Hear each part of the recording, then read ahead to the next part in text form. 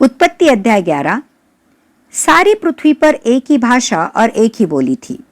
उस समय लोग पूर्व की ओर चलते चलते शिनार देश में एक मैदान पाकर उसमें बस गए। तब वे आपस में कहने लगे, आओ हम ईंटें बना बना के भली भांति आग में पकाए। और उन्होंने पत्थर के स्थान पर ईंट से और चूने के स्थान पर मिट्टी के गारे से काम लिया। फिर उन्होंने कहा, आओ हम एक नगर और एक गुम्मट बना ले, जिसकी चोटी आकाश से बातें करे। इस प्रकार से हम अपना नाम करें, ऐसा न हो कि हमको सारी पृथ्वी पर फैलना पड़े। जब लोग नगर और गुम्मट बनाने लगे, तब उन्हें देखने के लिए यहोवा उतर आया।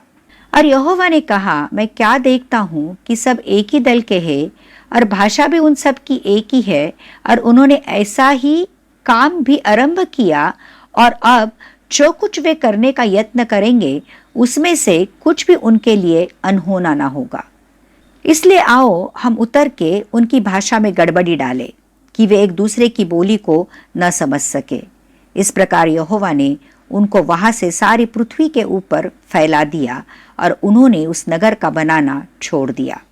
इस कारण उस नगर का नाम बेबीलोन पड़ा, क्योंकि सारी पृथ्वी की भाषा में जो गड़बड़ी है वो यहोवा ने वही डाली, और वही से यहोवा ने मनुष्य को सारी पृथ्वी के ऊपर फैला दिया।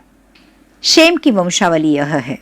जल प्रलय के 2 वर्ष पश्चात जब शेम 100 वर्ष का हुआ, तब उससे अर्पशद का जन्म हुआ।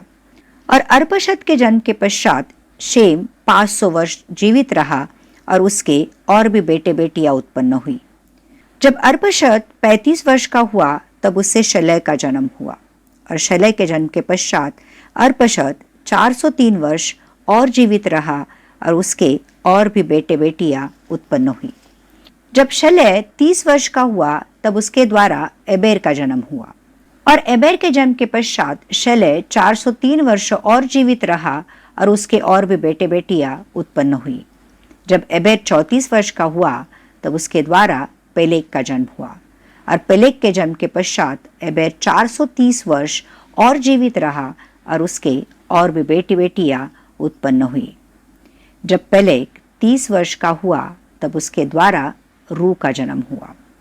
और रू के जन्म के पश्चात पेलेग 209 वर्ष और जीवित रहा, और उसके और भी बेटे बेटियां उत्पन्न हुई। जब रू 32 वर्ष का हुआ, तब उसके द्वारा सरूग का जन्म हुआ। और सरूग के जन्म के पश्चात रू 207 वर्ष और जीवित रहा, और उसके और भी बेटी बेटियां उत्पन्न हुई। जब सरूग 30 वर्ष का हुआ, तब उसके द्वारा नाहोर का जन्म हुआ। और नाहोर के जन्म के पश्चात सरूग 200 वर्ष और जीवित रहा, और उसके और भी बेटे बेटियां उत्पन्न हुई।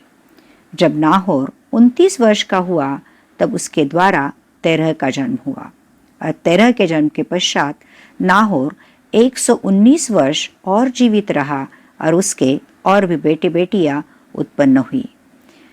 जब तक तेरह 70 वर्ष का हुआ, तब उसके द्वारा अब्राम और नाहोर और हारान उत्पन्न हुए। तेरह की वंशावली यह है। तेरह से अब्राम, नाहोर और हारान का जन्म हुआ, और हारान से लूत का जन्म हुआ। हारान अपने पिता के सामने ही कसदियों के ऊर नामक नगर में, जो उसकी जन्मभूमि थी, मर गया। अब्राहम और नाहोर दोनों ने विवाह किया।